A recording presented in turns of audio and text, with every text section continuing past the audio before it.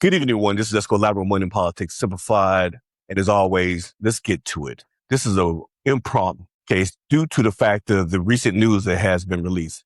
Janetta Bradley, if anyone doesn't know, look her up on Facebook. You might even want to befriend her right now.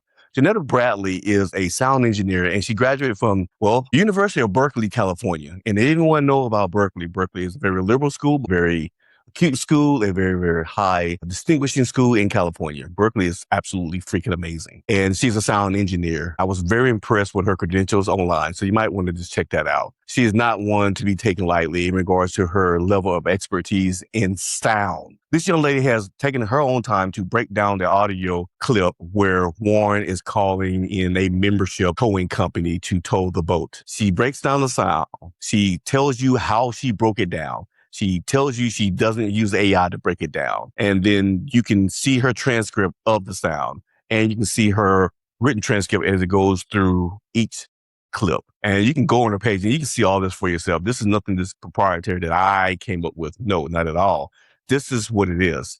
And can you hear it clearly? It's not clear. You have to listen for it. I think that's what's going to probably be the hurting factor in regards to the case. But let me tell you what I think is going to really happen here. Given that the fact that the state coroner has not released their findings yet, I think they already know what all of us podcasters have been talking about. Each podcaster has used their unique talents. You got Shank out of Charlotte. He's always on these cases. He has a close ties with one of the family members. He was given information to say, hey, can you please keep some light on this?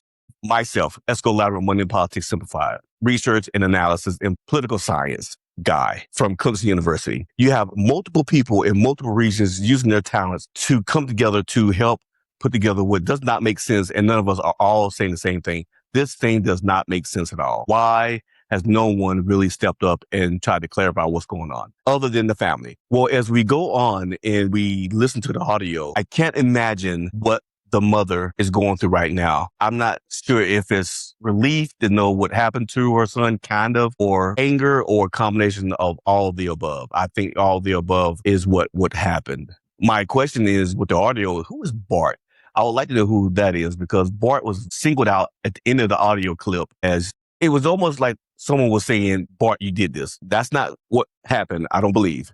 It's just something is not adding up. We all know none of it's added up. The stories don't add up. The last time they say they saw Nolan doesn't add up. The judge, who is the mother of Warren, her story doesn't add up. None of the stories are adding up. Where the phone was versus where Nolan was doesn't add up.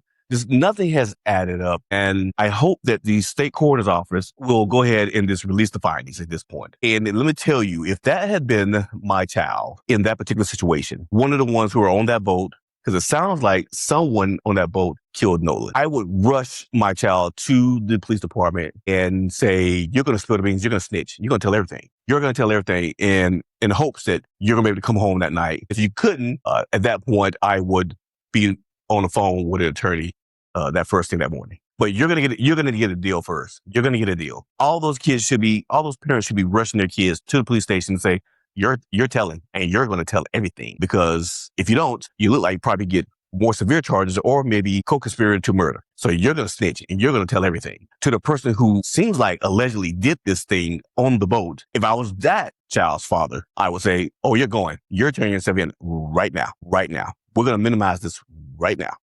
Because if you keep hiding this, and if we keep hiding this, this is going to be worse for you and possibly even us. So that's what I would do. I would make a beeline for the police station. You couldn't get me there fast enough. As a matter of fact, I might want to call them, I'm on my way, or can they come over and get my son or my daughter, whichever one it was. It's probably one of the boys, more than likely. So yeah, you couldn't get me there fast enough.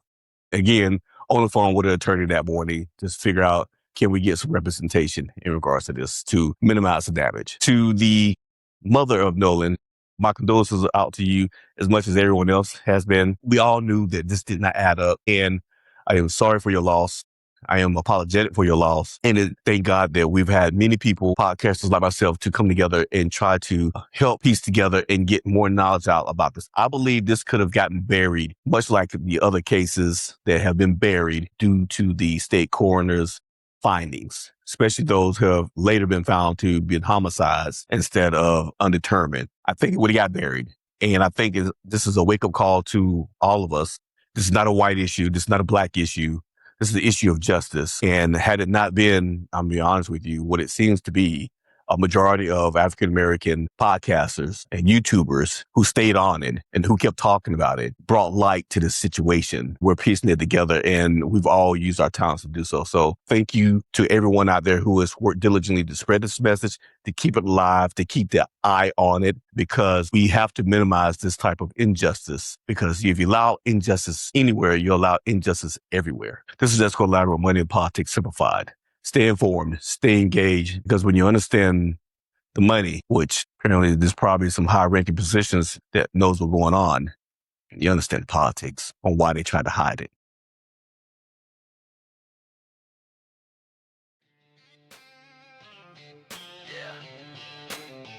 Let's go louder, money. Talking money, talking power. Follow the paper and you find a throne. Deals in the back while the cameras roll. Who's funding fear? Who's buying hope? Who's pulling strings every time we vote?